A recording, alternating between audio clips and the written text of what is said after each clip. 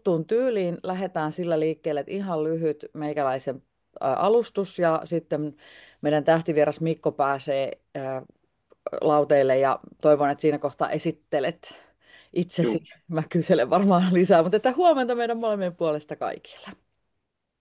huomenta kaikille. Jees, eli meillähän on tänään meidän rohkean johtamisen webinaarin kevään toisiksi viimeinen sarja. Tämä on ollut siis yllättänyt meidät Sitomossa tosi mahtavasti tämä sarjan kiinnostus, eli meillä on ollut vaihdellen aina sieltä 200 jopa 700 ilmoittautunutta katsojia on sitten aina ollut vaihdellen joko livenä linjoilla tai sitten siellä YouTubessa tai meidän Sitomon sivuilla, minne nämä menee nämä nauhoitteet aina. Ja nyt sitten vielä on viimeinen tuossa kesäkuussa, johon tulee sitten Sanna Miettinen mun kanssa puhumaan kriiseistä. Puhutaan rohkeasta kriisistä, miten mennään niin kuin äärimmäisiin vaikeisiin tilanteisiin johtajana ja se jatkaa ikään kuin tästä sitten seuraavaa. Mutta Sitomosta vielä, jos täällä on uusia meille tuntemattomia linjoille, niin vielä Sitomosta ihan lyhyesti. Eli me ollaan valmennuskonsultointitalo, jossa juuret on vahvasti valmennusliiketoiminnassa. Mä ajattelen, että tämä on ollut aika kiinnostavaa, että me ollaan pystytty tekemään näin päin tätä loikkaa, koska mä en tiedä, olisiko se toisinpäin niin helppoa. En mä nyt sano, että tämä on helppoa ollut, mutta kuitenkin, että yhä enemmän meillä on konsultatiivisia elementtejä siinä meidän kehitystyössä, mitä me asiakkaiden kanssa tehdään, että on paljon työntekijäkokemukseen, yrityskulttuuriin, mutta tosi paljon strategialähtöisesti tehdään erilaisia muutoshankkeita. Ja sitten kenen kanssa me ollaan nyt tässä viime aikoina touhuttu, niin meillä on tuolla Harjavallassa semmoinen iso tehdassaitti, missä on paljon metalliteollisuutta, niin sieltä on yhtiöitä, joiden kanssa viedään myös kulttuurihankkeita eteenpäin. S-ryhmä on ollut pitkään meillä yksi isoimpia asiakkaita, joiden kanssa sitten ollaan johtamista kehitetty niin, että heidän pitkäaikainen johtamisindeksi on sitten kasvanut. Toki se ei ole yksin meidän ansio, että se on iso porukka tekemässä sitä yhteistyössä, mutta kuitenkin saadaan olla yksi iso osa sitä. Ja tänä päivänä Sitomo toimii tosi vahvasti verkostoissa. Eli meillä on tämmöisiä luottohenkilöitä, joiden kanssa me rakennetaan yhteistyötä. Tässä kuvassa ei näykään, mutta uusimpana meillä on Choice HR, joilta me käytetään tätä IEP-indeksiä, eli työntekijäkokemusmittausta, ja sitten meillä on Guidinin työkalu käytössä tuolta Johanna Pystysen firmasta. Ja Sanna Miettinen on hassusti, kun se on kuitenkin sitomolainenkin niin vahvasti, niin hän ei tässä kuvassa ole, mutta tällaisen porukan kanssa me touhutaan. Mutta se Sitomosta. Mä oon Rinteen Niina ja täällä toimarina ja yhtenä valmennuskonsulttina. Ja mä oon talvella siis haastatellut reilu 30 muutosjohtajaa tai johtajaa, jotka kuvaa olevansa muutoksen tekijöitä ja on ollut siis todella hieno matka päästä kuulemaan erilaisia näkemyksiä. Sitomolta on tullut opas aiheeseen liittyen, eli koonti näistä haastatteluista, mutta täytyy sanoa, että mun elähdyttävin hetki on ollut meidän tämänpäiväisen vieraan kanssa käyty keskustelu, koska mä sain hyvin käytännönläheistä ymmärrystä siitä, että miten tehdään ihan tämmöisiä voimakkaitakin käännöksiä yrityksissä. Ja pitemmittä puheitta Mikko Järvinen, vuokrajohtaja, muutoksen sekatyömies, niin haluatko ihan alkuun esitellä, kertoa sun tarinan, että miten sä oot tähän päätynyt, ja sitten mulla on täällä sulle 3 slaidia, jotka mä oon luvannut kuljettaa Joo, läpi, pääset puhumaan, ja jutellaan sitten lisää. ok. Kiitos. Tosi kiva olla mukana niin lyhyesti itsestäni. 53-vuotias kaveri käynyt kiertokouluun ja senkin väärään suuntaan. Eli koulut ei ole aikoinaan ihan hirveästi maistunut, myöhemmin sit vähän lisää. Aina ollut vähän sellainen kädet saveen persoona. Pitää tehdä, ei pidä katsella. Jotenkin se tekeminen kiinnostaa enemmän kuin sivusta katselu. Ja sitten ehkä vähän, ei kuin rohkea, mutta ehkä vähän hölmö. Altistan itseäni sellaisille tilanteille, mistä ehkä niin kuin itsesuojelusvaiston pitäisi sanoa, että kannattaako, mutta sitten kiehtoo jollain omituisella tavalla, jonka takia olen päätynyt paikasta A paikkaan, B paikkaan, C, D, siis niin kuin tilanteesta toiseen, haastavasta vähemmän haastavaa ja positiivisesta negatiiviseen, ja niin kuin altistanut itseni tosi paljon kaiken näköiselle. Se ehkä niin kuin lyhykäisyydessä itsestä. Mutta tämmöinen Kiitos. Joo. sekatyömies on ihan, pitäisi kyllä olla sekatyöhahmo nykyään, Ai jos anteeksi, ollaan tarkkoja. totta. Tajuan sen itsekin tässä. No voi olla, että sä oot mulle sen laittanut niin, mutta mä sen sitten käänsin tässä. Ei, kyllä mä oon varmaan laittanut niin itse, mutta tämmöinen sekatyömies kuitenkin. Joo, mahtavaa.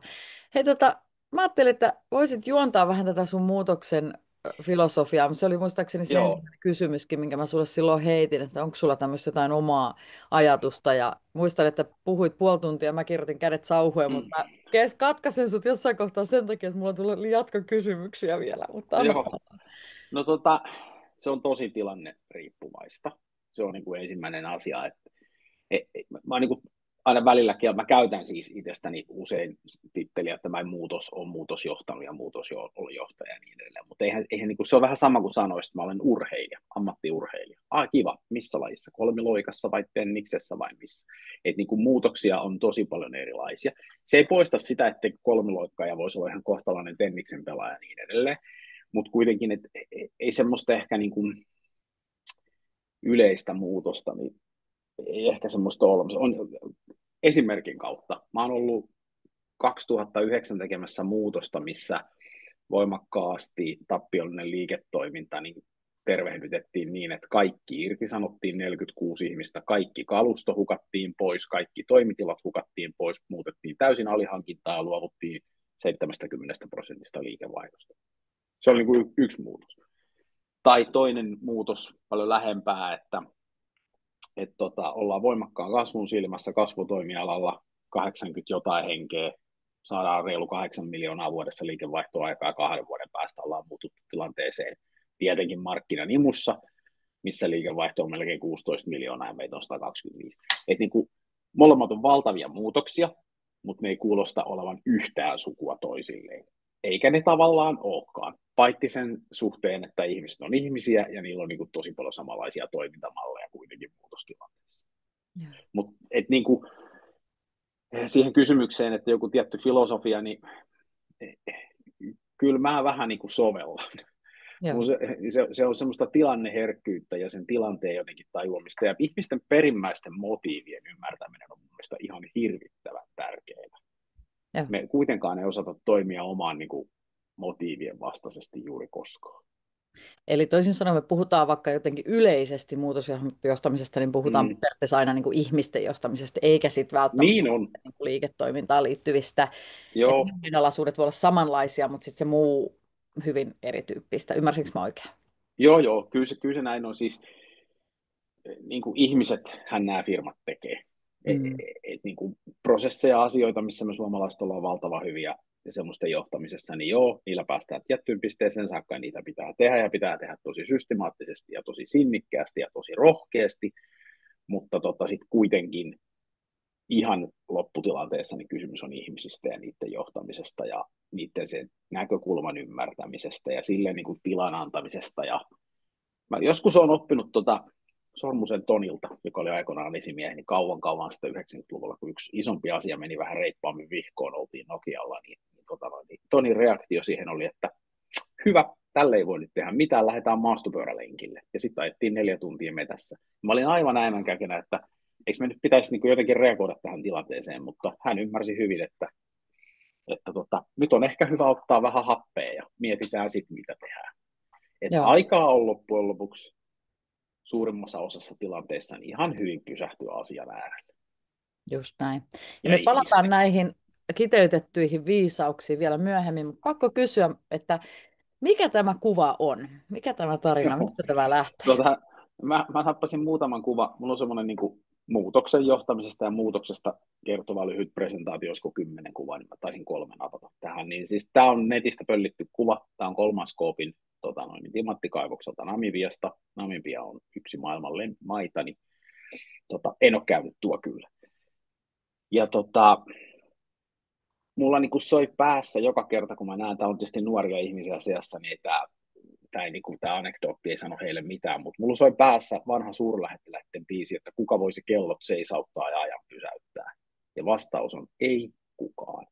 Ja se on mun mielestä kaikessa muutoksessa, mitä kriisiytyneempi tilanne, niin sen tärkeämpää, niin sitä on pakko kunnioittaa. Aika kuluu joka sekunti tasaisesti, haluttiin tai ei. Ja semmoinen tietty jahkailu, tietty odottaminen, tietty määrättömyys ja päättämättömyys niin on niin kuin tosi vaarallista usein. Sen Mm. takia mä tykkään tästä teidän niin kuin rohkea johtaminen otsikosta aika paljon, koska johtamisessa on muutostilanteessa aika paljon kysymys semmoisesta rohkeudesta, että tehdään jotain, mennään nyt eteenpäin, edes pieni askel. Koska niin kuin, jos vaan annetaan ajan kulua, tämä on kai vissi joskus 60-luvulla hylätty timanttikaivos, niin aika kuluu ja talot täyttyy hiekalla ja niin kuin, niin kuin muutos meidän ympärillä, se on joskus tosi hidasta, niin kuin tässä kuvassakin se on ollut kestänyt vuosikymmeniä, joskus se on tosi nopeita, mutta ei se pysähdy. Ja niin ihan Mm. turha kuvitella, että olisi olemassa joku status quo, että nyt on näin asiat ja sitten ne jatkuu näin. Ei jatku. Ihan koko ajan joku muutos jauhaa taustalla. Joo. Mä ehkä teen sillä tavalla, että mä en anna sun ottaa ihan seuraavaa kuvaa heti, vaan mä laitan tähän kohtaan nyt meidän yhden kysymyksen ja sitten mennään sun Yes. seuraavaan kuvaan. Niin miten voisi tunnistaa sen kehitysvelan syntymisen ajoissa? Eli just puhut tuosta, niin kun, että se on se kokemus, Joo. niin mitä sä ulkopuolisena näet, että mitä mun olisi pitänyt siinä tajuta ja mistä se johtuu, jos mä oon se No, yrittäjä? no, tosi usein, jos tuntuu mukavalta pitkään, niin kuin semmoista tosi samanlaiselta mukavalta seesteiseltä päivästä ja viikosta ja kuukaudesta ja vuodesta toiseen asiat menee niin kuin ne menee. Ihan varmaan on päässyt kertyyn muutos. Et niin kuin, kun se muutos ei ole aina mukavaa, niin tavallaan se kääntöpuoli, se, että sitä muutosta tapahtuu ja sitä kautta ei synny kehitysvelkaa taas käänteisesti, niin se tarkoittaa sitä, että ei ole ihan koko ajan kivaa. Ei ole niin kuin, se on niin kuin tervettä, että on Mm. välillä vähän raskasta ja hankalaa ja konstikasta ja tavallaan sillä, että se on niin kuin yksi mun mielestä indikaattori. No sitten toinen on kyllä ihan perinteiset KPIt, että niin kuin kehittyykö se toiminta mihin suuntaan. Mä joskus kun olin Tikanoilla töissä, niin käytiin esimerkkinä sitä, että me ollaan 100-vuotiaassa firmassa ja ihan varmasti jo kahta peräkkäistä vuotta, että liikevaihto ja liikevoitto ja muut KPIt on ollut sama. Että ihan varmasti ollaan kasvettu tai supistuttu joka ainut vuosi. Että niin kuin jotain kehitystä tapahtuu numeroissa aina. Sitä kannattaa seurailla, eikä Mm. kannata selittää. Meillähän on niin kuin, lentoturmatutkinnoissa käytetään biaksia paljon niin kuin ihmisten käytöksen selittämisessä, fiksujen, tosi koulutettujen ihmisten niin kuin yksinkertaisissa virheissä, tiukoissa paikoissa. Niin ehkä niin kuin confirmation bias ja niin kuin expectation bias, vahvistus ja tavallaan niin kuin se odotusten harhat on aika tyypillisiä ja aika vaarallisia. Me niin kuin odotetaan vaikka luvuissa näkevämme jotain ja sitten me nähdään se. Tai me halutaan nähdä niissä jotain ja sitten me perustellaan. Että niin kuin pelkät KPIt ne on niin kuin tavallaan ihmisen oman käyttäytymisen takia vähän riskaapeleja välillä. Mutta siis velkahan syntyy sillä, kun ei tee töitä. Niin sieltä Mm. se hiljalleen hiipii nurkista ja overraosta sisään. Joo. Eli toisin sanoen tässä kohtaa, jos mä vedän tuonne rohkeuteen, niin rohkeutta on ehkä kysellä vähän hölmöjä kysymyksiä sekä itseltä että Juu. toisilta säännöllisesti ja ehkä jopa prosessoida ne siihen niin kuin rakenteeseen, että on joku herkkyys tietyllä tavalla niille ilmiöille ja asioille, joita alkaa nousta, koska sitten mä ainakin olen niin kuin mukavuuteen taipuvainen, veikkaan, että on kanssaveljiä ja Juu. siskoja paljon täällä. Ja sitten olisi ihan aina ja pakko välillä hengitelläkin, koska kovaa touhua saattaa olla, mutta sitten kuitenkin, että jos se jatkuu liian pitkään, niin se väistämätön tie on sitten ennemmin tai myöhemmin, että me ollaan ehkä vältytty epämukavilta totuuksilta. Näin se on. Ja sitten niinku, sit pitää hyödyntää tiimiä mun mielestä tässä asiassa, koska meitä on tosi erilaisia ja jotkut osaa kyseenalaistaa. Suomalaiset on hirveän hyvä kyseenalaista, mutta nyt tässä asiassa ehkä positiivisen kautta kyseenalaistajat on kaiken niin kuin mieluisimpia hahmoja, niin tavallaan katso, että kuka tiimissä on niin kuin siinä hyvä, kuka on tosi luova, kuka keksii jotain uutta. Niin kuin, ja sitten toinen, missä tiimiä pitää hyödyntää tämmöisissä jutuissa on se, että ei yritä yksin. Ei yritä niin kuin viikosta ja vuodesta ja niin kuin kuukaudesta toisiaan aina vaan yksin, vaan jakaa sitä kuormaa vähän. Niin kuin annetaan jollekin vetovastuu, että katso sä nyt muutama kuukausi tämän asian perään, että eteneekö tämä ja mihin suuntaan me ollaan menossa. Ja niin, tehdään porukalla. Ei tarvitse Yes. kaikkien yrittää yksin. Ja asiakasrajapinta on varmaan se terävin Mm, paikka, mistä sitä signaalia tulee. Ja sitten toisaalta sitten, että meillä vaihtuu vähän ihmiset, meille tulee uutta verta erilaisista joo, paikoista, niin nämä kaikki näkökulmat, että pitää pysyä ehkä niin kuin johtajana tai yrittäjänä, mikä näkökulma onkaan, niin on tosi auki sille, mitä tapahtuu ja uteliaana. Juu, niin se on. Sit, mitä enemmän tässä ikää kertyy, niin sen enemmän tajuaa, että pitäisi kuunnella mahdollisimman nuoria ihmisiä. Ne niin kuin katsoo niin eri näkökulmasta näitä asioita, että se on tosi virkistävää. Joo. Se on just näin. Ja muutosnopeus on tietyllä tavalla aika Juu, nopeaa ilmiötason asiat, jotka sitten niihin voi jäädä ikään kuin aika sokeeksi, jos ei ole utelias sinnekin suuntaan. Joo. kyllä. Mä hei, laitan tänne tämmöisen Joo. kuvan. Mitäs tämä kertoo? No tämä kertoo kahdesta asiasta, tämä muistuttaa mua. Tämä on siis kovasti rakastamani U2-yhtyeen niin yksi levyn kansi vuodelta 88 muistaakseni. Mutta Anton Korkinin mainio kuva, missä Paul Hewson pitää par 64 valasinta kädessään ja valasee sillä kitaristi Dave Evansia, jolla näyttäisi olevan Stratokasteri. Ja tästä tullaan heti siihen ensimmäiseen. Mä tein äskeisessä lauseessa tosi monta oletusta. Kyllä nuo ihmiset ehkä on tunnistettavissa. Tuosta lampusta mä en ole enää ihan niin varma, ja tuosta kitarastakin se oli aika rohkea oletus. Se perustuu niin kuin muuhun tietoon. Et mä tiedän, että se on sellainen mustavalkoinen strato luultavasti. Mutta me oletetaan tavallaan siitä tiedosta, mitä me nähdään, niin hirveän paljon. Ja sen ulkopuolelle jää paljon mustaa, mistä me ei tiedetä mitään. Tai me ei niin kuin haluta ehkä nähdä sitä. No sitten toisinpäin kääntää, niin fokus on äärimmäisen tärkeä. Sitten kun yritetään vähänkin tehdä jotain eri lailla kuin ennen, niin pitää oikeasti keskittyä siihen, että tehdään eri lailla kuin ennen. Ja pitää keskittyä ehkä vain siihen, eikä mihinkään muuhun. Pitää uskaltaa olla keskittymättä muihin asioihin. Ja mä monesti, jos mä vaikka pudotan jotain lattialle, ei nyt tarvitse olla edes pimeätä, niin taskulampulla löytää helpommin kuin pelkästään silmällä katselemaan jotain pieniä asioita. Se jotenkin niin kuin keskittää meidän katseen se kirkkaampi valokiilan kohta siihen, mitä me katsotaan, se muu ympärillä oleva. Ja tätä vaaditaan niin kuin muutostilanteessa tosi paljon. Pystyy jästipäisesti keskittyy siihen taskulampun kiilaan ja siihen, mitä mä oon tekemässä. Ja joskus konepajan toimarina sanoin, että meillä on aina 100 ongelmaa, mutta suurinta osa ei kannata ratkaista. Ja niin se on. Että pitää pystyä niin kuin sulkeen paljon asioita, että ei ole hyvin, ei ole kiinnostavasti, ei ole jollain lailla, niin kuin, mutta ei tehdä tälle mitään, keskitytään nyt tähän ja tähän. Ja niin kuin tätä fokusta mä jaksan toitottaa aina. Ja tämä on hirvittävän vaikeaa. Varsinkin jos sä tuut muutostilanteisiin vähän ulkopuolelta, niin tämä on sulle paljon helpompaa kuin niille, jotka on elänyt sitä pitkää arkea sen asian kanssa jo kauan. Siinä on niin tosi vaikea jättää niitä rönsyjä huomioimatta. Mutta tämä on ihan kriittistä. Tämä liittyy tuohon ajan, kun sitten kun tämä fokus puuttuu, niin tuon äskeisen kuvan aika alkaa kuluun. Ja niin kuin aika vaan kuluu ja asiat ei etene.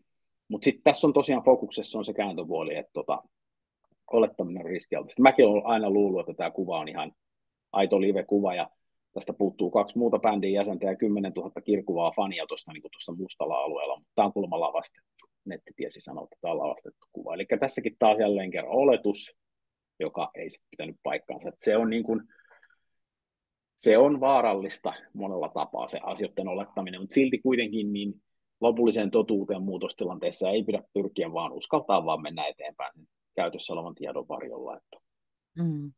tämä on tämmöistä hyvää poukkoilua, niin kuin, että Ei, if, ei, else ja... ei, mutta mun mielestä tää on, niin siis tässä tulee siis tosi hyviä totuuksia. Mä pystyn niin samaistumaan näihin ja mä samalla siis mun mielestä sun puhetyyli on niin sillain viehättävää, että se pistää mut ajattelemaan esimerkiksi nyt niin kuin Sitomon tilannetta, meidän asiakkaiden monia tilanteita. Ja ehkä mun kysymys vielä tämmöinen, että nyt kun sä päätyisit vaikka nyt yhtiöön, jossa sitten huomaat, että on tota hiekkaa tullut vähän tupaa, on ollut mukavoitunutta ja se ihmiset ei sitä pahuuttaan tee, vaan se on sitä, että, Ei, me ei, niin ei. kuin, että meillä on varmaan ollut kaikenlaista ja sitten vähän fokuskin ollut pikkusen hukassa, paljon kaikkea. Niin mistä sä aloittaisit tässä kohtaa? Mitä sä rupeisit tekemään, että se fokus löytyy? No tätä mä hoin ihan jatkuvasti, että suomalaiset on tosi hyviä tunnistaa tosiasioita, mutta niiden tunnustaminen on sitten se seuraava askel. Ja siinä on niin kuin kyllä kaikilla varmaan tosi paljon parantamisen varaa, että me saatetaan tunnistaa, miten asiat on ja jotenkin faktojen kautta älytään se tilanne.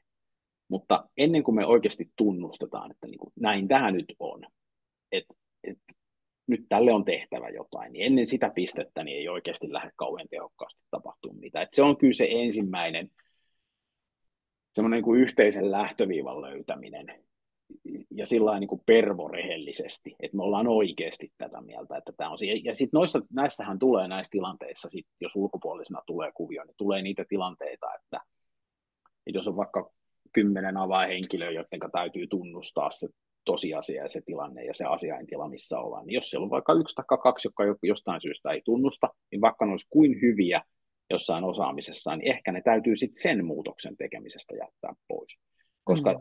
ei, mieluummin vähemmällä määrällä käsipareja tehdään yhdessä samaan suuntaan kuin isommalla määrällä vähän poukkoille. Joo. Ja se on kyllä yksi tietysti sitten, kun palaan siihen alkuun, että kun Mm. muutostilanteita on niin erilaisia, niin yksi aika tehokas tapahan viedä niin kuin muutoksia eteenpäin on myös se, että jos on vaikka, otetaan luvuksi vaikka 100, että meitä on 100 ihmistä ja sitten meillä on tämä arki, niin jätetään 88 tekee sitä arkea ja 12 tekee sitä jotain muutosta siinä rinnalla. Että niin kuin ei kauheasti edes sekoiteta niitä kahta maailmaa, jos tilanne niin sallii. Muun muassa yksi tehdas on aikoinaan siirretty tällä ajatuksella, pieni tehdas Itävallasta Suomeen, että suurin osa porukasta jatkoi sitä, mitä oltiin tehty aina ennenkin. Ja sitten Joo. tietty pieni iskuryhmä teki sen muutoksen. Joo. Eli ei vaaranneta sitä olemassa olevaa Niin. liiketoimintaa tietyllä tavalla, eikä kuormiteta sillä toisia, Mm, kun se olisi liian vaarallinen reitti. Et se iso kysymys on sit niille, jotka sitä muutosta tekee, että mitä meidän pitää pystyä, mitä ikävää totuutta tai mitä totuutta emme juuri mm, itsellemme mm. myönnä, on hyvä kysymys ehkä. Joo, se on itse asiassa, varastan ton, kiitos. Toi on hyvä, että mitä totuutta en myönnä itselleni. Joo. Aivan mainio. Se tulee täällä taas coachin minä, kato, kun tässä tulee tämä Joo, joo. itsensä kehittäminen ja vaikka parisuhdeterapiakin voi olla ihan hyvä Joo, joo. kysymys kaikkiin elämäntilanteisiin. Kyllä, kyllä. Joo. Just näin. Ai että. Hei, täällä olisi vielä yksi kuva. Mennäänkö? Jes, mennään vaan. Tämä kuva on kanssa napattu jostain netistä, mutta siis tässä on toimialaosaamista. Tässä on niin kuin kuvallinen toimialaosaamista. Mä provoon tästä toimialaosaamisesta aina tosi paljon ja mielestäni ihan perustellusti. Tähän tulee siis Alanis Morissette-biisistä It's like 10,000 spoons when all you need is a knife. Ja tämä on se mukavuuden haluinen arki, mikä on mennä porskuttanut viimeisen 50, 15, 20 vuotta. Kaikki tietää, tuntee tämän homman tosi hyvin. Ollaan oikeasti supertehokkaita, ollaan oikeasti superhyviä siinä, mitä tehdään, mutta ollaan oikeasti kaikki aika samanlaisia lusikoita. Niin kuin mitään erilaista ajattelua ei meinaa päästä siihen lusikkalaatikkoon sekaan, eikä ehkä sitä rehellistä havainnointiakaan, että muut on saattanut tuoda tähän meidän lusikkalaatikolle vähän kilpailijat, vaikka haarukoita ja veitsiä ja teekuppeja ja whatnot. Että niin kun, mä rohkaisen tosi paljon siihen, että semmoisessa reippaammissa tilanteissa niin otettaisiin ihmisiä, kellä ei ole siitä yrityksestä tai siitä toimialasta välttämättä supersyvällistä osaamista, koska ne ihmiset tuo jonkun näkökulman, joka voi olla arvokas. Ja se keino voi olla ihan mitä tahansa. Suunnilleen niin kuin opiskelijaharjoittelijoista, vuokrajohtajia ja kaikkea siltä väliltä. Et ei tarvitse niin kuin palkata tolkuttoman kalliita konsultteja viisasteleen, en mä sitä tarkoita. Mutta se, että niin kuin sitä ajattelua tarvitsisi pystyä laventamaan. Ja tämähän on niin kuin isommassa kuvassakin, jos ajatellaan osaamisen johtamista ja niin kuin ylipäätään osaamisia ja tulevaisuuden osaamistarpeita, niin tulevaisuuden osaamistarpeiden määrittäminen on aika vaikeaa, mutta se on ihan super tärkeää. Ne muuttuu, ne on aina muuttunut, ne tulevaisuuden osaamistarpeet, eikä ne nyt ainakaan se muutos ole hidastunut. Et niin kuin, kannattaa harkita, että onko se oma hiekkalaatikko, oma leikkikenttä, niin onko se muuttunut semmoiseksi lusikkalaatikoksi, jossa kaikki ajattelee niin kuin ihanan samansuuntaisesti samalla lailla kaikista asioista ja toimii samalla tavalla. Ja tiettyyn pisteeseen saakka se on supertehokasta. Ja mä rakastan semmoista tiettyä systemaattista tehokkuutta ja niin pitää monia asioita ajaa, mutta sitten niin joskus täytyy huomioida se, että se voi ruveta jumittaa meitä. Mm. Ja mä luulen, että ainakin mä oon itse ollut tuolla lusikkalaatikossa Juu, parissakin minäkin monta yrityksessä. kertaa. Juu, sinne Mennä menee. lusikkana. Juu, lusikka täällä moro.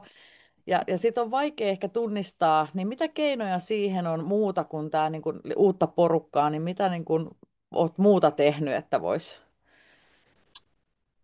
No kun se on kulttuurimuutos sitten loppujen lopuksi kuitenkin viime kädessä, niin ehkä sitten se ainoa toinen konsti, millä on saanut niin järkeviä tuloksia aikaan, on se, että tunnistaa noista ihmisistä ne, kellä on pinnan alla se semmoinen pieni kapinahenki, pieni kipinä siihen, että voisi tehdä jotenkin. Ne on saatettu lannistaa moneen kertaan ne Mm. ihmiset.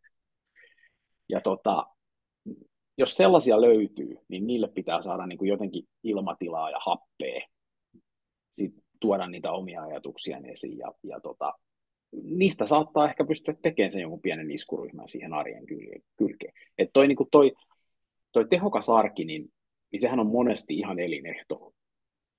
Ja sen takia niin kun sellaisissa tilanteissa, missä voi vähän niin kuin eriyttää sen arjen ja sen muutoksen, niin kyllä kannustan siihen, koska silloin riskit pienenee huomattavasti. Se lusikkalaatikko niin sanotusti jatkaa elämänsä niin kuin aina ennenkin, mutta sitten jos sieltä löytyisi niitä tyyppejä, kellä on ollut sitä pakahtunutta tarvetta kenties vähän kehittää tai tehdä toisin, niin niitä kannattaa ottaa vaikka projektinomaisestikin. Ota Joo, sitä nyt vaikka 8 kuukaudeksi tai puoleksi vuodeksi tästä tämmöinen ja kato, mitä sä saat aikaiseksi. joo, just näin. Mietin vielä yhtä näkökulmaa, kun mulla on ollut semmoinen ilo tässä viettää kevät muutaman valmennuskonsultiksi haluavan kanssa. Ja me ollaan nyt mietitty niin kuin meidän toimialaa ja Joo. mietitty aika niin kuin pieniäkin nyansseja, että jos se niin kuin lusikka on ikään kuin edelleen toimiva, että et Mm. tarvinnut puukkoa, vaan että ne lusikat on ihan ok, mutta sitten nyt pitäisi niin kuin monen lusikan toimialalla erottua, niin onko se sitten se taas se yksi erikoispala on ehkä se puukko, joka tulee sinne sekaan. Niin, Niin. että se voi Mm. olla sitten joku tämmöinen niin pieni, että sulla on niin koko porukka lusikat haluaa sitä yhdessä muutosta, mutta sitten me ei löydetä itse sitä puukkoa, niin ehkä se on sitten, onko se on sitten vaan strategiatyötä Niin, näin se on. Ja sitten niinku, erikoistumista. joo, ja Mm. sit se on mitä suurimmassa määrin toimeenpanoa. Niinku Mm. täytyy uskaltaa, kyllähän toi jengi, se vanha jengikin, niin saattaa hyvin saada juonestakin, että tämä ja toi pitäisi tehdä, mutta sitten pitää rohkeasti siihen toimeenpanoon vaan mennä ja uskaltaa jästipäisesti lähteä viemään sitä asiaa eteenpäin. Ja niin kuin, yksi hyvä kysymys, mikä usein kannattaa kysyä itseltä, että mitä on pahinta, mitä voi tapahtua? Kun aika usein vastaukset on loppujen lopuksi kauhean pahoja. Niin kuin, suurimmassa osassa tilanteessa niin nähdään kyllä sit riittävän aikaisin, jos tämä lähtee menee vinoon tai jotenkin väärin, tai tätä täytyy kääntää vähän eri suuntaan. Niin kuin harvoin asiat etenee sellaisella raketin nopeudella, niin kuin siinä kerkeisi tapahtuu hetkessä jotain ihan peruuttamatonta. On sellaisia tilanteita, ja ne pitää tunnistaa. Se on yksi muutosjohtamisen vaikeus, että sun täytyy oikeasti tietää, että nyt tämä on sellainen asia, mistä on vaikea pakittaa, ja tällä voi olla näitä ja näitä seurauksia. Että niin kuin semmoiseen hosumiseen en kannusta, mutta kuitenkin semmoiseen reippaaseen etenemiseen asioiden äärellä, että ei tämä niin kuin odottamalla parane. Ja just katoin viikonloppuna, kukakohan se oli? Se oli joku TED Talk, joka tapauksessa aika vanhakin. Se oli joku varmaan tonne NPF:ään tulevista puhujista, joo, taisi olla. Niin kertoi esimerkin siitä, että kun annetaan, oliko se 10 vai 20 minuuttia aikaa, ja sitten oli taas pakettitikkuja keittämättömiä ja sitten vaahtokarkkeja jotain, niistä piti rakentaa joku rakennelma. Niin kuinka lapset lähtee niin kuin sillä, että ne käyttää sen ajan niin, että ne niin kuin heti rupeaa tekemään jotain. Ne tekee jonkun, se menee pieleen, ne tekee seuraava menee pieleen, ne tekee seuraava menee pieleen, ja 20 minuutin päästä ne on todennäköisesti parhaita, tai siis sen tutkimuksen mukaan ne niin kuin useimmiten onnistuu verrattuna siihen, että suunnitellaan ensiksi 10 minuuttia, mitä pitäisi tehdä. Että niin kuin sen tiettyyn kokeilemiseen kyllä kannustan, niin kauan kuin se ei ole semmoisen superaran aiheen äärellä, mistä ei pääse takaisinpäin. Mutta Mm. ne kun tunnistaa, niin sitten vaan mennään ja tehdään. Katsotaan, mitä tapahtuu. Mä pongaan tästä nyt kaksi tällaista määrittelyä, että kun mä ajattelin, että mä voin ruveta tätä rohkeat johtamista, niin voidaan Outin kanssa ruveta ja sitomalaisten kanssa miettiä, että se on jästipäistä ja kokeilevaa, kokeilemiseen kannustavaa johtamista. Minusta on niin kuin ihan parhaita sanoja, noin mitä sä käytät, koska se tulee niin kuin lähelle, koska pääsee jotenkin siihen fiilikseen, että näinhän se on. Ja mä oon ihan samaa mieltä tuosta niin viimeisestä, mitä sanoit, että se voi olla meidän jopa niin kuin kulttuurillisesti niin kuin suurin este, että niitä biaseja ja sitten niitä semmoisia niin pelkoja, että me tunnistetaan ne tosiasiat ja me herkästi ne sanotetaan, mutta sitten kun pitäisi ruveta toimimaan, niin siinä on niin kuin se isoin liippi Mm. haaste, että tämä ei niin kuin, tämä loikka lähe. Tuota, ihanaa, täällä tuli Outi laittoi meille chattiin kaikille kuulijoille, niin tuli toi Marshmallow Challenge, niin tulikin tonne Joo, se oli se. Jes, joo, kiitos. Se jep, oli just se. jep. Ja muutenkin hei, laittakaa chattiin kysymyksiä, meillä on vielä aikaa tässä, niin jos haluatte Mikolta vielä kysyä, niin olkaa messissä. Joo, Jesse ja ehdotteleekin jo verkostoitumista. Jep. ihan niin konkreettinen oikea esimerkki alle 2 vuoden sisään, niin, niin tosi triviaali asia. Ei puhuta nyt kauhean ihmeellistä asiasta, mutta kertoo siitä niin kuin tavallaan tästä tematiikasta. Niin oli kasa tavaraa, joka piti varastoida. Ja varastotilaa oli liian vähän, ihan kaikkien mielestä, myös minun mielestä sitä oli niin kuin liian vähän. Mutta sitten kun sitä vähän nopeasti laskettiin, niin todettiin, että no kyllä sitä 80-85% saadaan varmaan mahtuun tuohon toiseen tilaan ja säästetään näin. Ja niin kuin tavallaan muutosta suunniteltiin. Ja kaikki oli edelleen sitä mieltä, että se ei mahdu se tila. Mäkin olin samaa mieltä, että ei ne ihan tule mahtuu, mutta sitten mä olin samalla myös varmaan jotenkin sisälläni varma, että no siitä varmaan jotain menee roskiin ja jotain menee pois ja niin kuin jotain matkalla tapahtuu. Ja tässä on kuitenkin toi säästöpotentiaalia, bla bla. Tämä kannattaa tehdä. Niin se onnistui. Siinä kävi just niin kuin kävi, että tosi ahdasta tuli, oli tosi tiukkaa ja niin edelleen, mutta säästettiin rahaa ja osa sitä tavarasta meni pois. Niin kuin, jos sä yrität tehdä vain varmoja asioita, jotka varmasti onnistuu, niin voit olla ihan varma, että et ole kauhean kehityksen etunenässä. Et täytyy uskaltaa tehdä asioita, mistä vähän niin kuin jo tietää, että ei tämä mene niin kuin maaliin, mutta tämä menee riittävän lähelle maalia ja sitten tässä matkalla korjaillaan. Et niin kuin, aika harva bisnes on kuulento. Että ei tässä mitään kosmonautteja ja astronautteja tarvita näihin juttuihin, vaan mennään ja tehdään pois. Mä oon tässä muutaman kerran jo rivien välistä ehkä tulkinut tämmöistä teemaa, jolla sä mun mielestä aloititkin, niin oli toi aika. Ja Mm, sanoit tuossa, kun sitä hiekkaa valuu sisään, että niin kuin jos ei niin kuin liikuta, niin ehkä tuossa niin kuin mm. kokeilemisessakin, niin miten sä näet tuon kokeilemisen ja ajan, että voiko sitä kokeilemista tehdä liian hitaasti?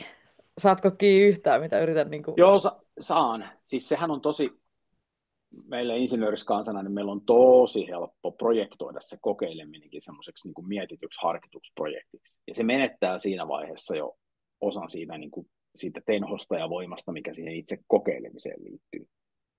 Ja sitten me kokeillaan liian isoja asioita.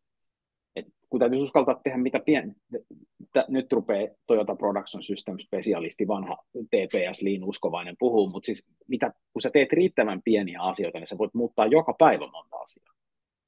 Niin kuin riittävän pieniä kokeiluita. Ja sitten kun huomataan seuraavana aamuna Asaichi-meetingissä, että okei, tämä ei toiminut, niin muutetaan. Muutetaan taas. Mutta se ihmisen voi myrkyttää melkein millä tahansa asialla, jos annoskoko on liian suuri. Niin kuin jos juot liikaa vettä, niin siihenkin kuolee. Niin kuin tämä on annoskoko kysymys, tämä kokeileminen ja muutos kokeilemisen kautta. Ja mä niin kuin vilpittömästi uskon, että sen takia Lean-hankkeet menee länsimaisissa yhtiöissä verrattuna niin kuin alkuperäistä Toyotan lähdettää verrattuna, niin menee vihkoon, että meillä on kiire. Meillä on lähtöpiste ja sitten me halutaan niin kuin 6 kvartaalin päästä olla täällä ja sitten me niin kuin projektoidaan se kokeileminen. Ja sitten me niin kuin kauhea sauhu ja lässähdys.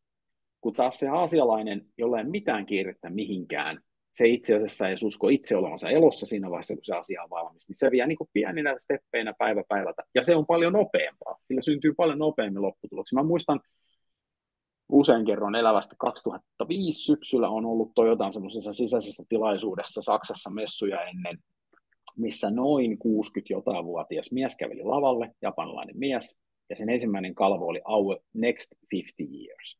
Ja mun eka fiilis oli, mä oon ollut siis 33, että mä oon piilokamerassa, että toi äijähän kasvaa horsmaa ennen kuin puolet tuosta 50 vuodesta on niin kuin raksuteltu eteenpäin, että tää on ihan läppä. Mä en niin kuin ymmärtänyt lainkaan sitä, en siis millään tavalla. Mutta se on niin kuin se filosofia ja kulttuuri on se ihan jatkuva pieni muuttaminen koko ajan, joka on nopeampaa ja tehokkaampaa ja osuu tarkemmin siihen maaliinsa. Sori, lähti tosikaan vastaan Ei, mun vastaaminen ei, tosi ei kun tämä on lyhyestä. mun mielestä niinku just näin. Ja sitten se, että miten me niinku, maailmassa, jossa vaikka niin kuin ihminen on kokenut pitkään, että hänellä ei ole valtuuksia ja hän ei ymmärrä Mm, edes, mitä se pieni kokeileminen on, niin mä niin kuin näen sen ison haasteen, että siinä on niin kuin se mindset-muutos pitäisi niin kuin tapahtua ensin. niin on. Ja sitten me voitaisiin lähteä kokeilemaan. Mietin, niin kuin, millaisia toimialoja, jos sä muutaman esimerkin vaikka heität, että mitä se pieni kokeileminen milläkin tasolla voi olla, mitä sä oot itse tehnyt, niin vielä pysähdytään ihan hetkeksi tähän, niin voidaan sitten seuraavaan No kysymykseen mennä. sehän voisi olla vaikka jossain niin kuin tyylin konepajan linjastolla, niin siirretään, niin kuin, että jos meillä vaikka tosta Mm. tulee niin kuin raakakomponentit työstöjä, ne menee tähän valmiina, niin siirretään joku laatikko metrillä toiseen kohtaan, niin multa jää joku vaikka yksi ylimääräinen liike pois. Ne voi olla niin kuin ihan mitättömiä juttuja, jotka Yes. muuttaa vähän sitä arkea. Ja sitten seuraavana aamuna voidaan huomata, että mun selkä onkin eri lailla kipeä, tai ei ollut hyvä, että tehdäskin noin. Et niin kuin, se voi olla ihan mitätöntä. Tai sitten jossain tota, vaikka, mikä se voisi olla hyvä toinen esimerkki jostain ihan muusta, vaikka palvelubisneksestä. Hinnoittelu, joku palvelu, Niin, se skippari. Mm. hinnoittelujen kokeilut on niin kuin hyviä esimerkkejä. Ja sitten niin, jos nyt ei yhtäkkiä välähdä, Ei hätä. hämäläisellä hakkaa tyhjää. Ja voidaan palata tähän myöhemmin. Joo, Meillä on joo, kotona semmoinen viitsi ollut, että puolisoni katsoo, että kuinka monella tavalla minä pystyn täyttämään tiskikoneen. Ja se on, että joskus on niin kuin henkilöitä, joiden on vaikea niin kuin kehittää mitään siksi, kun ei ole mitään prosessia, kun aina tehdään eri tavalla. Että joo. sekin on niin kuin tapa, millä voi oppia jatkuvasti, mutta sitten ehkä tarviiko tuossa niin kuin filosofiassa olla se, että meillä on jonkinlainen yhteinen käsitys jostain olemassa olevasta, jotta me voidaan kehittää. Mä nyt kun jäin tähän vielä hetkeksi junnaamaan. Joo, siis, joo, ja sitten täytyy niinku ehkä, kyllähän niinku tuossa lean-tyyppisessä ajattelussa, niin kyllähän sinne sit pysähdytään kuitenkin sen äärelle, mikä toimii. Että sitten muutetaan jotain muuta, mikä voisi ehkä olla toimimaton. Ja sitten siitä voi tulla se motivaatio ja alkaa ymmärtää, eikö vaan ne Juu, pienet palat kyllä, jotenkin. kyllä. Joo. Niin se menee ja niin pienenä nykäyksinä asiat kehittyy eteenpäin. Yes. Hei, sitten mulla olisi täällä sulle muutama kysymys vielä. Tämä on varmaan Joo. semmoinen kestoteema. Sä vähän mun mielestä tätä jo sivusitkin, että voidaan eriyttää eri tiimit Mm. tekemään. Mutta sitten, että miten muuten, kun mä ajattelen niin kuin erikokoisia yrityksiä, on se sitten sitä isompaa PK-sektoria tai muuta, että meillä on, niin kuin, voi olla siellä osa-alueita, kehitysvelkaa, sitten sä mun mielestä sanoit hyvin, että pitää olla se fokus, mutta se Mm. rakentaa tilaa uusille ideoille, että jos me katsotaan tänne vaikka kulttuurisesta näkökulmasta, niin mitä kummaa, mitä me voidaan tehdä, miten tämä menee? No, mun niin kuin ekat ajatukset tästä on se, että tyhmiä ihmisiä mä en oikeastaan tunne. En muista tavanneeni. Sitten kun oikeasti pysähtyy miettimään sitä, että kuka on viksu tai tyhmä tai älykäs tai viisas. Et niin kuin, ei ole sellaista ihmistä organisaatiossa, kellä ei voisi olla jotain kiinnostavaa sanottavaa. Se on niin kuin ensimmäinen asia, ja sille pitäisi raivata jotenkin tila kaikilla mahdollisella tavalla. Et niin kuin kaikkien pienet ja isot ideat saataisiin jotenkin. Ja sitten ja varsinkin jos ne kokee vastustusta, niin sitä varmemmin niiden äärelle kannattaisi ihan pieneksi hetkeksi pysähtyä. Miksi tätä vastustettiin?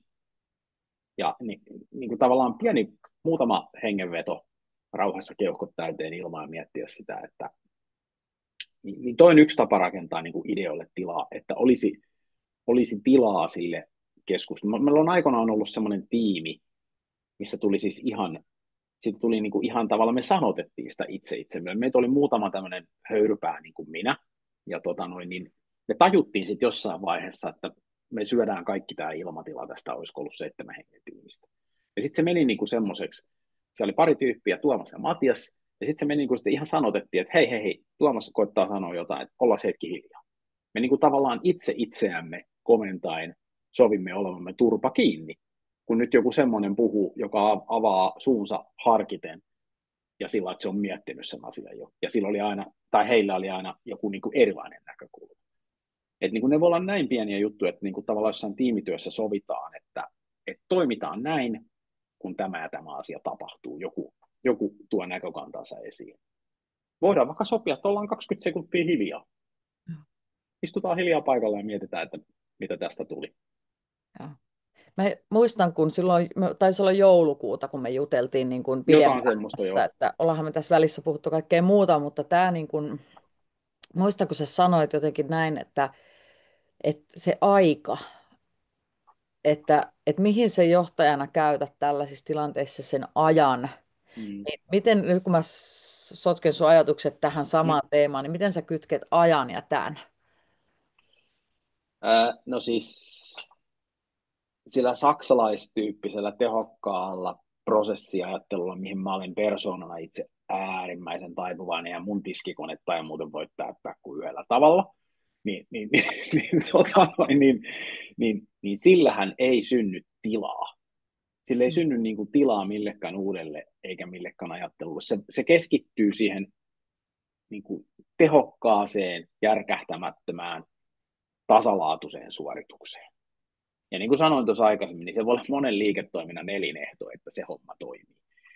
Mutta sen kylkeen täytyy pystyä rakentamaan se, missä istutaan niin kuin kalliolla ja tuijotellaan 15 minuuttia horisonttia. Mulle aikanaan Markkasen Sami, se oli silloin joskus kauan sitten tämmöisenä business coachina, niin Sami rakensi lukujärjestyksen sitten loppujen lopuksi, kun me todettiin, että mitä mun tehtävässä multa odotetaan, ja voisitko ystävällisesti tehdä niitä asioita ja jättää muut asiat tekemättä. Mulla oli siis 3 viikon välein 3 tuntia aikaa ajattelulle. Ja se oli siis pyhä, sitä ei meilejä, ei puhelimia, kaikki viestintävälineet veke. Ja sitten se kehittyi loppuun. Se eka kerta oli niin vaikea, kun mä yritin konttorille pysähtyä asioiden äärelle. Mulla oli pakko lähteä menemään. Mä soitin autosta Samille, että en mä pystynyt, en mä pysty, mä en kykene. Mun oli pakko lähteä ajaa. Ja se ei mitään aja vaan. Mä olin siis Helsingissä. Ja mä löysin itseni vähän reilu tunnin päästä tuolta mikä se on se näkö, Aulangon Joo. näkötornilta Hämeenlinnasta. Ja mä istuskelin siinä rappusissa semmoisena aurinkoisena päivänä. Ja sitten mä älysin ottaa vihon ja kynän mukaan, ja mä istuin siinä ehkä 3 varttia, ja mä sain niin kuin enemmän järkeviä ajatuksia kuin viimeiseen vuoteen siinä. Ja sitten mä tajusin, että okei, mulle toimii tää, sä lähdet menee sieltä konttorilta, milloin mä olin Mikkelin torilla ja milloin missäkin reisuistani riippuen istumassa ja ajattelemassa niin kuin pakotin. Ensimmäinen tuntihan menee ihan hukkaan. Ei se niin kuin sillä pakolla lähde. Mutta sitten kun pysähtyy, rauhoittuu jonkun asian äärelle, mikä kenellekin toimii. Mutta sille pitää olla tilaa sille ajattelemiselle. Ei me siinä niin kuin arjen kouhotuksessa mitään keretä ajattelemaan sillä oikeasti eri lailla. Tai mä en ainakaan pysty. Joku muu voi kyetä. Tämä on tosi kiinnostavaa ja sitten monen mieli menisi varsinkin niin kuin kulttuurikehittämisessä tämmöisen niin kuin ehkä joko tai ajattelun, että nyt Mm, meillä korostetaan niin kuin liikaa tätä tehokkuutta, niin sitten se on heti automaattisesti kaikkialta pois. mm, Tai sitten, että nyt puhutaan niin kuin siitä, että johtajat ja ihmiset alkaa ottaa aikaa ajattelua, no sitten se on sitten tehokkuudesta pois.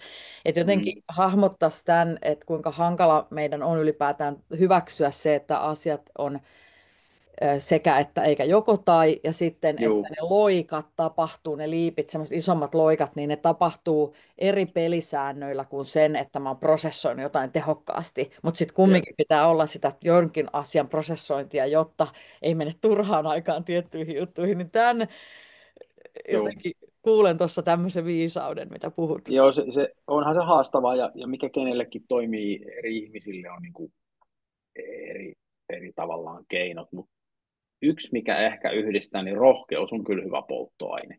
Mm. Että sitä rohkeutta kannattaa koittaa itsessään kehittää. Ja ylipäätään niin kuin vaimo on päiväkodissa töissä, niillä on tämmöinen, ne puhuu vahvuuspuheesta, eli ne pystyy, yrittää löytää ihan pienet 2-3-vuotiaat lapsetkin toisista ja itsestään niin kuin vahvuuksia ja sanottaa sitä ääneen, että tämä on mun luonteen vahvuus ja tämä on mun luonteen vahvuus ja hyödyntää niitä. Niin meidän täytyisi niin kuin jotenkin pystyä tuomaan tänne aikuisten maailmaan, että me tunnistettaisiin niissä tiimeissämme, että mitkä on kenenkin vahvuuksia, ja pelataan niillä vahvuuksilla. Annetaan niiden ihmisten niin kuin luontaisesti toimia vähän sillä kulmalla, Joo. missä ne on hyviä.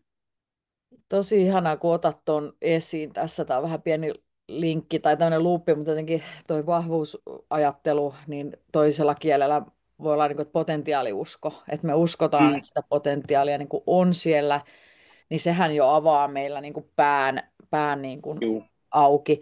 Sitten mä ajattelen, että mä just eilen aika ison yhtiön, jossa siis on niin kuin läpi Suomen toimipaikkoja ja on tuhansia tuhansia ihmisiä duunissa, niin siellä jotenkin niin kuin, eräs johtaja kuvasi sitä, että samaan aikaan tämä mindset, mitä sä kuvaat, että niin kuin se on oltava ja järjestettävä sitä tilaa ja sitä aikaa. Ja sitten taas, jos halutaan kulttuuriin joku yksi tärkeä asia, niin pitää löytää niin kuin se yksi Mm, pienin yhteinen nimittäjä, jota pidetään vähän niin kuin pyhänä. Että mm, tämä niin kuin ainakin niin kuin meillä on vähimmäisen, niin kuin kaikki vaikka tervehtii toisiaan. On se sitten niin kuin jotain mm. tällä tasollakin Joo, olevaa. joo. Niin, että mä kuulen, että me liikutaan niin kuin tosi monella osa-alueella tässä niin kuin kehittämisessä. Joo. Ja sitten niinku yksi, mikä, tämä on ehkä semmoinen vähän henkilökohtainenkin havainto vuosikymmenten ajalta, niin ihmiset onnistuu parhaiten yleensä semmoisissa ympäristöissä, missä ne saa olla omia itseään. Mm. Ja se on itse asiassa mun mielestä aika edellytys sille, jos meinataan saada jotain aikaiseksi. Ja jos vähänkään niin kuin itse pystyy tulkitsemaan tai pystyy muista tulkitsemaan, että sen asian kanssa on jonkin sortin haasteita, niin silloinhan me ei päästä niille omille vahvuusalueille tai me ei uskalleta mennä niille, jos me voidaan olla, niin kuin, me ei tulla hyväksytyistä tai me ei hyväksytä itse itseämme siinä kontekstissa semmoisina kuin me olemme. Et siinä asuu aivan järjetön potentiaali, että ihmiset pystyisi niin kuin olemaan omina itsenä. Ja säkin on sen Markkasen Samin juttuja, kun se on kauneita, mitä mulla on bisneksessä sanottu, kun sä sanot, että sä oot pervorehellinen. En mä kyllä ehkä ole, mutta siis sellainen tietty niin kuin rehellisyys itseensä ja muita ja tilanteita kohtaan, niin On se se. avaa tilaa. Just näin. Tämä olisi sellainen lempipuheaihe, mistä olisi tosi kiva puhua. Toinen tunti, niin Tänään oli Hesarissa pari artikkelia, jotka herätti tunteita, mutta ei mennä niihin. Mä katson äkkiä joo. chattia. Meillä on tullut Jesseltä viesti.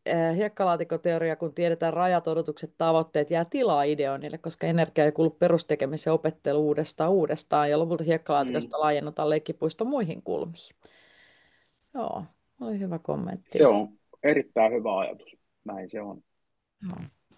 Ja oli muuten Mervillekin kiitos kommentissa, se tuli siihen meidän aiempaan keskusteluun, että miten saada ideoita esiin, että uskaltaa sanoa, että saatan olla väärässä ja kunnioittaa muiden sanomista, niin tämä on niin kuin Mm.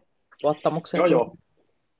Joo, ja se on niin kuin, sanottamisellahan on iso merkitys. Ja varsinkin sit, jos on vähän semmoisia, kun jotkut muutostilanteet on vähän kriisiytyneempiä ja se aika, niin kuin jotenkin se kello käy vielä kovempaa, niin niissä tilanteissahan tulee aika herkästi sellaisia niin kuin tilanteita puolin toisin, että ne ei jätä kauheasti tilaa tuommoiselle saatan olla väärässä tyyppiselle sanottamiselle, tai niin ei toimita, eihän se kun sitä aikaa olisi oikeasti. Mutta tavallaan, että se keskustelu kärjistyy, niin niitäkin täytyy sitten jotenkin osata puhaltaa, niin kuin, ei poikkikaan, mutta sillä niin kuin pistää niitä vähän eri linjoille niitä asioita, koska tarvitaan, että Mm. tollasta, että hei, tämä saattaa mennä ihan vihkoon, mutta mun mielestä näin tai noin, tai tämmöinen ajatus, mitä olette tästä mieltä. Mutta niin se kannattaa muistaa, että vaikka aikaa pitää kunnioittaa, aika kuluu, niin usein tehokkain tapa kunnioittaa aikaa ei ole hosuminen, vaan semmoinen niin kuin rauhallinen eteneminen, johon mahtuu kyllä ajatusten vaihtoa ja mahtuu keskustelua. Joo. Hyvin sanotettu. Annelta tuli meille tänne hei vielä kysymys. Eli miten olette tukeneet yrityksen johtoryhmää tosiasioiden tunnustamisessa? Tämän kanssa olen kokenut haasteita. Tunnistaminen ja tunnustaminen, todella arvokasta. Se on, se on niin kuin, toi on mun mielestä vääjäämättä jonkinnäköinen korjaavan palautteen tilanne aina, vähintään vastaanottajansa mielestä. Se niin kuin hyvin herkästi koetaan ainakin, josta päästään ihan ensimmäisen asian kahden kesken.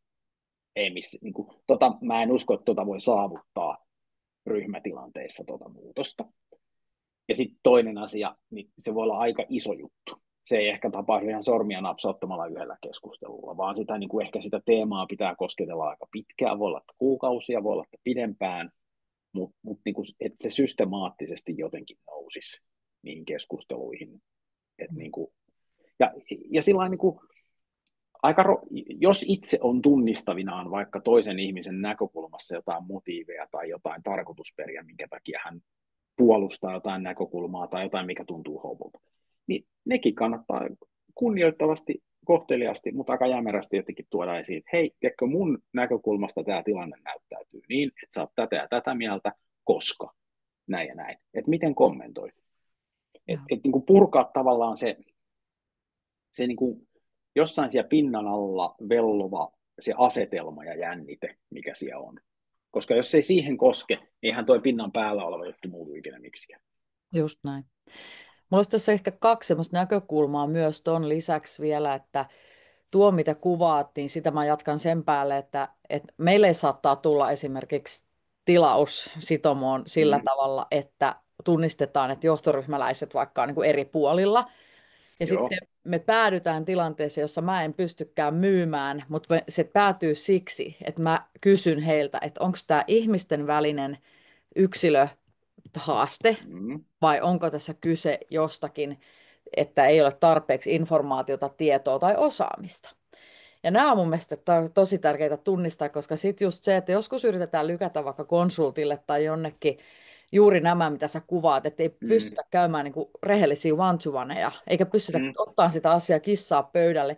Ja mun mielestä ne on parhaita paikkoja, jossa itse pystyy just sanoa vaikka ulkopuolisena, että hei, että niin kuin näistä asioista teidän täytyy pystyä puhumaan. Että mä voin tulla vaikka erotuomariksi, kun pitää sen tilan kuulluksi tulemisen siellä tai keskenään. Niin.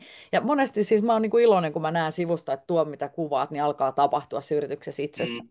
Joo, Sitten joo. joskus on tilanteita, jossa joutuu menemään tekemään niin kuin laajempaa kartoitusta, datan pöyhintää ja muuta, jotta sitten voidaan niin kuin todeta, että tämä ei ollut kenenkään Joo, niin kuin mielipidekysymys, että ihmiset ei vaan tule keskenään toimeen. Niin, joo, joo, joo, just näin. Ja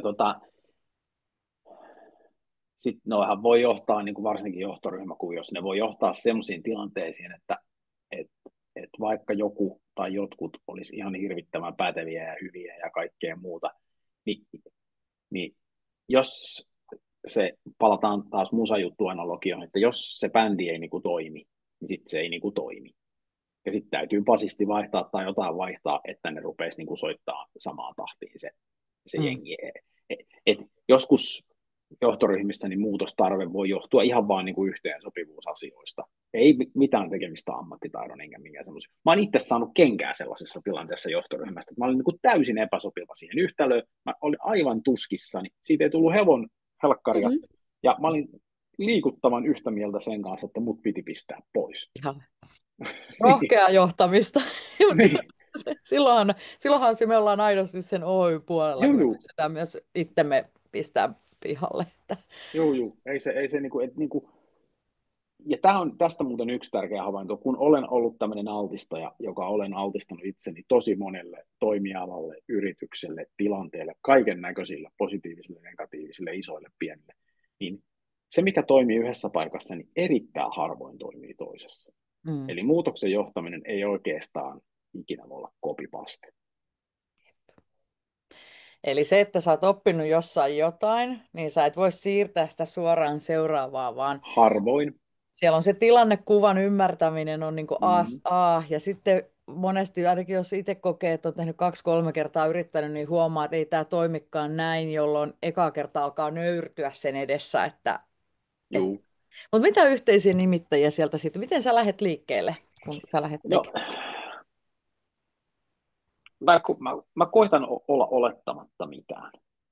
Se on vaikeaa, mutta koitan, että en olettaisi. Ja sitten mä koitan ihan jatkuvasti muistuttaa itseäni siitä, että nämä ihmiset tajuaa ja osaa ja tietää tästä jutusta paljon, koska näin todennäköisesti on. Ja erittäin harvoin ei olisi näin. Joka sitten tuo tiettyä niin kuin tavallaan semmoista kunnioitusta sitä kohtaan, mitä siellä tehdään ja on saatu aikaiseksi. Ja tiettyä, niin kuin, mä saan sillä niin kuin semmoisen henkisen oman taka-askeleen, 1-2 taka-askelta. Täällä me niin kuin sohlaa ja viisastelee siihen besservisseröimään, että jink, jank, jong, tehkää näin, niin taas tuli valmista. Ja se tuo niin kuin just jotain sellaista tilaa sille, että hetkinen. Ja sit mun rupeaa kelat pyöriin, että missä mä oon nähnyt jotain vastaavaa, missä mä oon kokenut jotain vastaavaa, ja onko se oikeasti vastaavaa. Ja sitten kun se on, niin sitten voi palasia tuoda, että hei, tämmöinen juttu, voisiko se toimia, tämmöinen juttu, voisiko se toimia.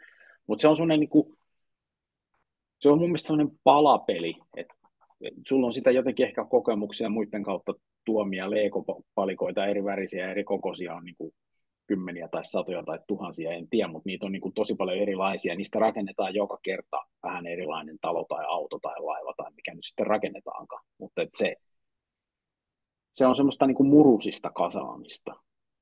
Ja nyt mä vedän luupin ympäri, kun meillä on 5 minuuttia, niin mä vedän luupin ympäri tähän kiteyttää, niin kuin kysyn sulta, että kun alussa jotenkin tuli se, että joitain yhteisiä nimittäjiä on, ja silloin sä aloitit jo sen ihmiset, että tietyt ihmiset. Mm, Ja mä muistan, että sä silloin sanoit jouluna mulle, että sä uskot keskusteluun.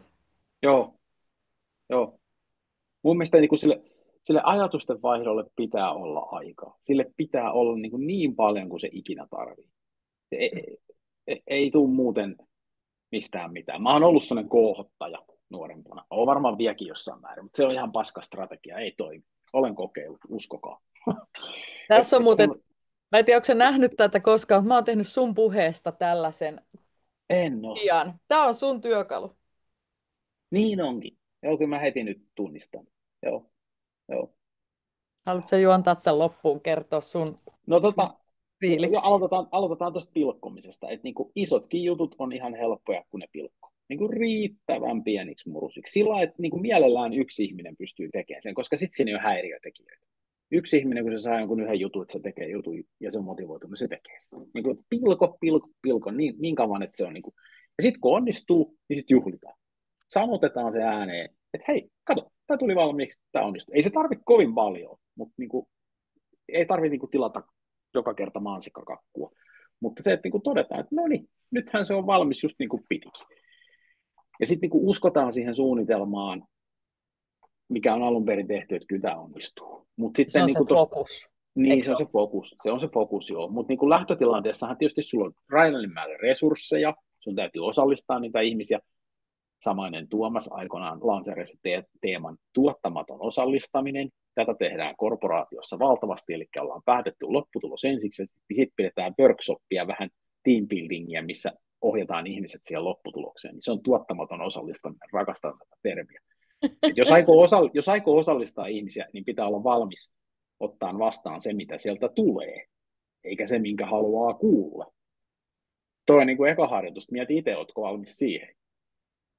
Ja niin reagoit tuottavasti, oota, mun täytyy katsoa, tuo otsikko ei tunnu tutulta. Niin, joo, siis tää ylläreitä tulee niin kuin jatkuvalla syötöllä. Sun täytyy pystyä reagoimaan niihin tilanteisiin sitten tavalla tai toisella. Ja ei ainakaan niin kuin jättää reagoimatta. Se nyt on niin kuin ensimmäinen juttu, että jos sä vaan sellainen, että aha, okei, ja vähän pakenet taustalle, niin se ei ole kauhean hyvä. Ja sitten se, mikä toimii, toistetaan sitä, pilkotaan, niin kuin, en mä tiedä. Joo. Noin Tää, mä kelaan näistä asioista, joo. vaihtelevassa järjestyksessä.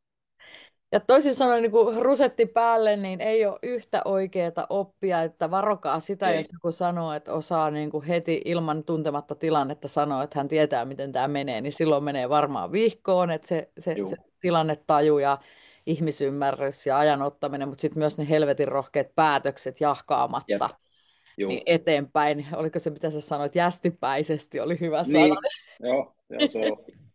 Lukekaa Ratian Laurin kirja muutoksista.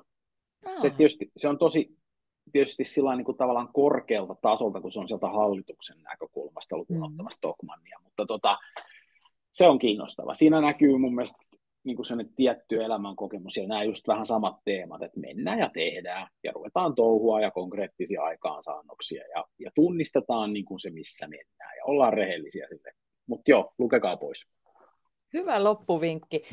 Hei, jälleen kerran, Mikko, aina kun sunkaan puhuu, niin tulee semmoinen fiilis, että mä opin ja mun oma mieli rauhoittuu ja kirkastuu. Ja Mikko voi olla yhteydessä varmaan suoraan ohi meidän, eikö vaan, jos jollain herää. Joo, aina saa sparrailuapua, jos jotain ihmeellistä on. Ja linkkaria luen nykyään vähemmän, olen tehnyt muutoksen elämässäni, koska olen ihan addikti. Niin Joo, kyllä mä nyt joka viikko monta kertaa käyn, mutta en käy monta kertaa päivässä, niin kuin joskus. tosi Mutta hyvä. sieltä viestit tavoittaa ja puhelimesta ja joka paikasta. Joo, mahtavaa, just näin. Ja Mikko voi, jos ei löydy tietoja mukaan, niin sitten voi minun olla yhteydessä, mä välitän Mikolle. Mutta hei, vielä Joo, kerran sitten mainospuhetta, niin meillä on muutostutka käynnistymässä taas, eli viime vuonna tehtiin tähän aikaan näistä megatrendeistä, jotka vaikuttaa tällä hetkellä rohkeuteen ja johtajien rohkeuteen, mikä edellyttää rohkeutta. Ja nyt tämä on käännetty niin päin, että enemmän sen organisaation rohkeuteen muutoksessa, niin lämmin kiitos kaikille. Please vastatkaa. Olisi ihan mahtavaa. Me tehdään sitten syksyllä taas raporttia. Meille tulee huikeita puhujia syksyllä avaamaan sitä meidän raporttia koko pitkin syksyä, että pysykää kuulolla. Eli webinaarisarja jatkuu vähän uudella kulmalla. Ja sitten tämän kauden viimeinen on tuossa 10.6. Sannahan on aivan älyttömän hieno niin kuin ihminen, niin kuin menee niin kuin suin päin sitten äärivaikeisiin tilanteisiin ihmisten kanssa, niin tulkaa kuuntelemaan, että hän kiteyttää myös sitä puolta tässä sitten hyvin. Hei, mahtavaa päivää kaikille ja kiitos Mikko. Kiitoksia, tsemppiä kaikille.